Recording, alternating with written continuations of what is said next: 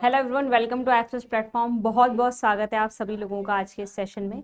तो आज के सेशन में हम लोग क्या बात करने वाले हैं, मेरे पीछे आपको दिखाई दे रहा होगा सीएसआईआर एसआरएफ की एक वैकेंसीज निकली हुई हैं। ठीक है, इसमें नेट नहीं भी आपका तब भी आप अप्लाई कर सकते हैं। सबसे इम्पॉर्टेंट बात यह है, तो जितने भी लोग सीएसआईआर के लिए पढ़ाई कर रहे हैं, जितने भी लोग सीएसआईआर की प्रिपरेशन कर रहे हैं, आप सभी लोग जिन्होंने मास्टर्स किया हुआ है वो इस पोस्ट के लिए एलिजिबल हैं। कुछ कुछ इसकी हम बोल सकते हैं कि वैकेंसी जो आपकी आई हुई है, इसकी कुछ एग्जामिनेशन वगैरह कुछ है नहीं इसका, बट इसकी जो क्वालिफिकेशन है उसके बारे में थोड़ा सा बात करेंगे। ऑफिशियल वेबसाइट पे ले जाके मैं आपको बताने वाली हूँ कि क्या क्या आपको यहाँ पे ध्यान देना है। ठीक है, तो 42,000 पर मंथ आपको यहाँ पे फेलोशिप मिलने वाली है। सीनियर रिसर्च फेलोशिप ये आपकी रहेगी। तो अगर आप ऑफिशियल वेबसाइट पे जाएंगे, देखिए यहाँ पे आपको दिखाई रहेगा वो सीएसआर युवा पोर्टल। ठीक है, अगर इस वेबसाइट पे अगर आप जाते हैं, ठीक है, तो यहाँ पे होम पेज पे ही आपको एडवर्टाइजमेंट नंबर दिखाई देगा। इसको थोड़ा सा मैं जूम कर देती हूँ, ये वाला। ठीक है, ये पोर्टल है, डायरेक्ट सीएसआर युवा पोर्टल आप डालें और यहाँ पे जाएं तो एसआरएफ की वैकेंसीज आई हुई है।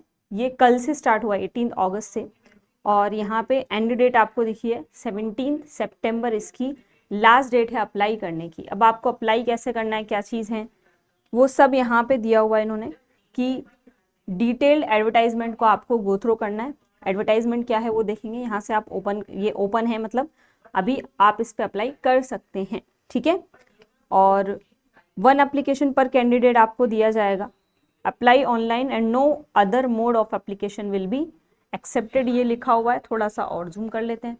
ठीक है, और देखिए एलिजिबिलिटी क्या है इसकी, प्री रिक्विजिट क्या चीज़ें हैं, इंपॉर्टेंट इंस्ट्रक्शंस क्या हैं अप्लाई आपको ऑनलाइन एप्लीकेशन के, वो सब यहाँ पे दिया हुआ है। एक एप्लीकेशन पर कैंडिडेट होगा, सारे ईमेल आईडी वगैरह आप सही से दें। बाद में वो लोग रेस्पॉन्सिबल नहीं होंगे, ये इन्होंने अपने एडवर्टाइजमेंट में बताया हुआ है। लिखा है कि once the application form is filled please save and submit within the 40 minutes. वही 40 मिनट तक वो ओपन रहता है, उसके बाद वो लॉग आउट हो जाता है। ठीक है, इसके बारे में बोला है इन्होंने।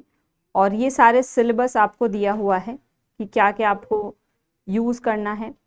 Candidate should keep ready the below documents as per the given specification. यहाँ पे दिया है फोटो, आपका पासपोर्ट साइज फोटो होना चाहिए, सिग्नेचर होने चाहिए, एज प्रूफ, ये सब डिजिटल आपके पास में कॉपी होनी चाहिए, वही आधार कार्ड वगैरह, आपके 10th की मार्कशीट है ना, qualifying degree, marksheets, grade percentage conversion अगर है तो वो अप्लाई करेंगे। पीएचडी में रजिस्ट्रेशन सबमिशन कुछ अगर आपका है वो, फिर कास्ट सर्टिफिकेट अगर एप्लीकेबल है तो उसको भी आप अप्लाई कर दें यहाँ पे। इसके अलावा क्या लिखा है, पीडब्ल्यूडी सर्टिफिकेट है वो भी जाएगा सर्टिफिकेट यहाँ पे। एक्सपीरियंस वगैरह कुछ है तो वो भी आप डालें। अंडरटेकिंग फॉर्म भी आपको डालना है अगर आप कहीं पे जॉब कर रहे हैं और बाद में इसको ज्वाइन करने वाले हैं। ठीक है, तो फिर ये लिखा है डॉक्यूमेंट्स के स्पेसिफिकेशन जो हर बार होते हैं कि फोटो का साइज ये होना चाहिए, फोटो की कितना केबी, कितना एमबी का होना चाहिए, वो सारे स्पेसिफिकेशन उसने यहाँ पे लिखे हैं। फोटो, फिर सिग्नेचर, ये सब यहाँ पे दिया हुआ है। ठीक है, इसने लिखा हुआ है वैलिड फाइल नेम वगैरह डॉक्यूमेंट्स के सब यहाँ पे है। बाद में हम देखते रहते हैं ना कि यार सबमिट नहीं हो रहा है तो कैसे देखें, तो वो ये सब चीज़ें यहाँ पे लिखी हुई हैं। अब डिटेल्ड एडवर्टाइजमेंट जो है वो आपको यहाँ पे क्लिक करने पे ओपन हो जाएगा। ठीक है, तो मैंने यहाँ पे पहले से ओपन किया हुआ है ये, इसको भी हम जूम कर लेते हैं और थोड़ा सा देख लेते हैं क्या बोल रहा है ये।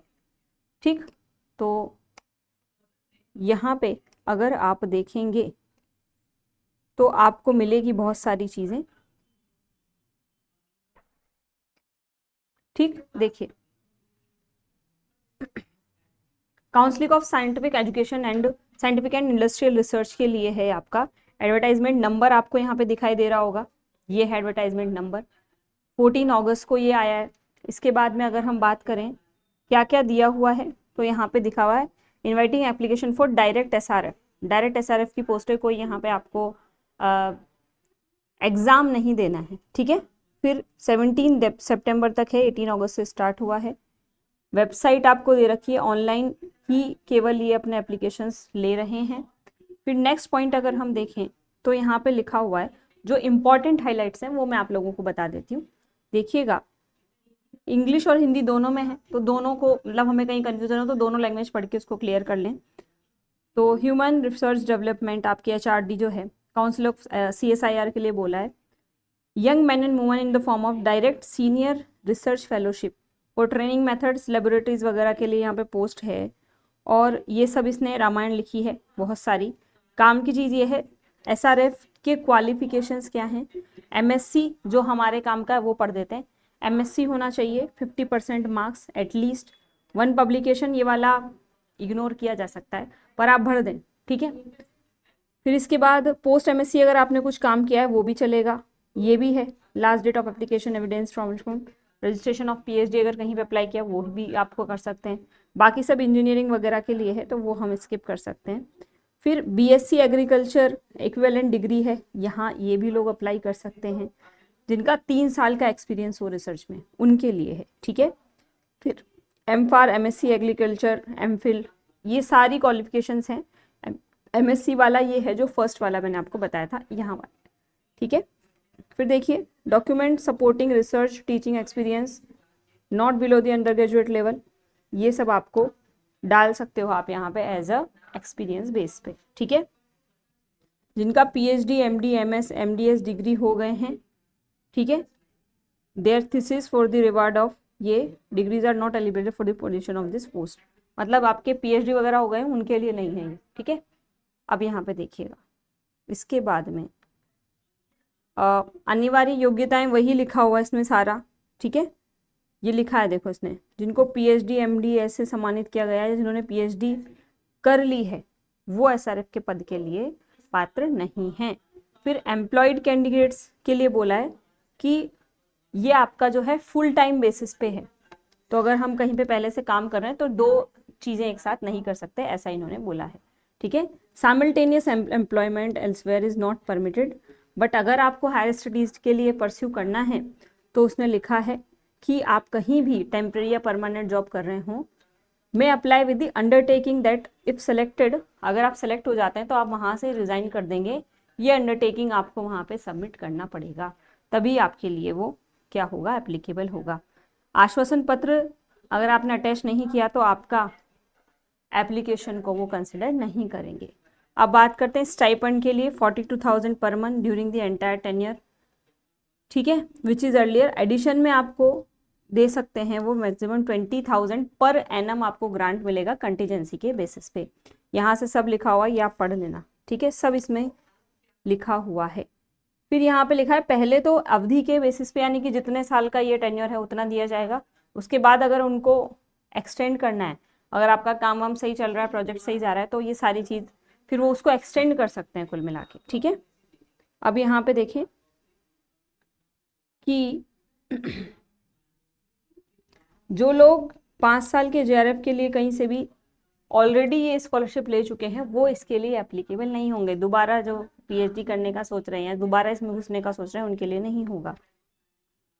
जिनके पास DBT DST ICMR UGC CSIR की जैसी आपकी एजेंसीज हैं वो इसके अकॉर्डिंगली आपको क्या कर सकते हैं, उसके अकॉर्डिंग CSIR की फेलोशिप है तो उस पर भी आप क्या कर सकते हैं, वहाँ पे अप्लाई कर सकते हैं, बट 3 साल से ज़्यादा के लिए आपको भी वहाँ पे नहीं मिलने वाला है चीज़ें, ठीक है।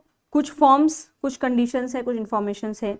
एज लिमिट दी है 32 years on the last date of application, और अपर एज लिमिट आपकी रिलैक्सेबल है भाई ST SC और फिजिकली हैंडीकैप्ड और वुमेन कैंडिडेट्स के लिए, 3 ईयर्स नॉन क्रीमिलियर OBCs के लिए, ठीक है।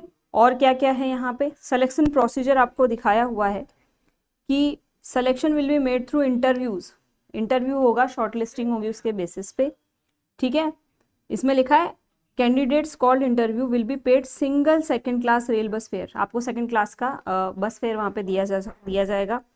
और यहाँ पे online application form to the place of interview आपको यहाँ पे लेके जाना है इसको, ठीक है। मेयरली फुलफिलिंग, अगर आपकी असेंशियल क्वालिफिकेशंस में उनको कुछ गड़बड़ लगती है तो फिर आपका एप्लीकेशन फॉर्म जो है वो एक्सेप्टेबल नहीं रहेगा, तो इसका ध्यान रखिएगा।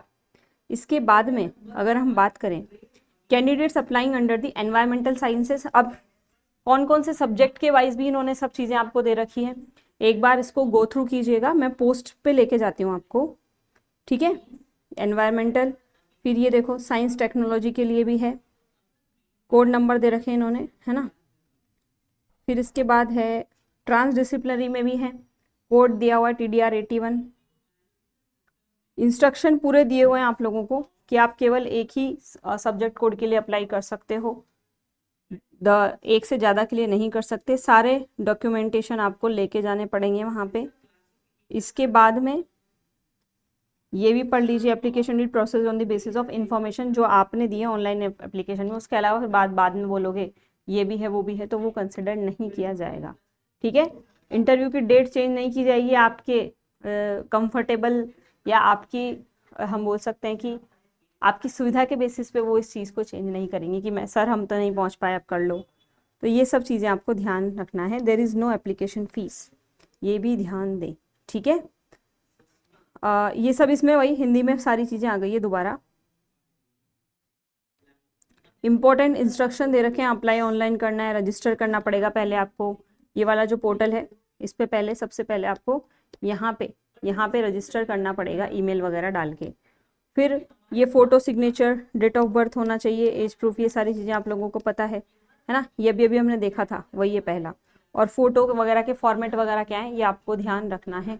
कोड इन्होंने दे रखे हैं, वो कोड कहाँ गए, ये रहे, ठीक है।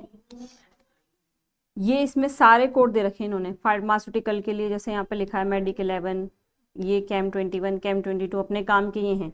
Organic, inorganic, physical, chemistry, material science में भी आपको ये डालना है, अर्थ साइंसेज में डाल सकते हो आप, है ना। तो ये सब कोड दिए हुए हैं, आप इनको चेक करके डाल सकते हैं जिसमें आपको क्या करना हो, फिल करना हो। सारी चीज़ें 2 लैंग्वेज, बाईलिंगुअल आपका ये जो है एडवर्टाइजमेंट है, कहीं भी कंफ्यूजन हो आप इसको पढ़ के, अगर कोई डाउट हो तो आप इसी कमेंट बॉक्स में टाइप कर सकते हैं, ठीक है। तो ये थी आज की इन्फॉर्मेशन जिसके बारे में आपको ध्यान रखना है, ठीक है। आप लोग अप्लाई कर सकते हैं। चलिए, तो आज के लिए इतना ही, मिलते हैं आपसे नेक्स्ट सेशन में। तब तक के लिए bye bye, have a nice day. मिलते हैं आपसे अगली बार।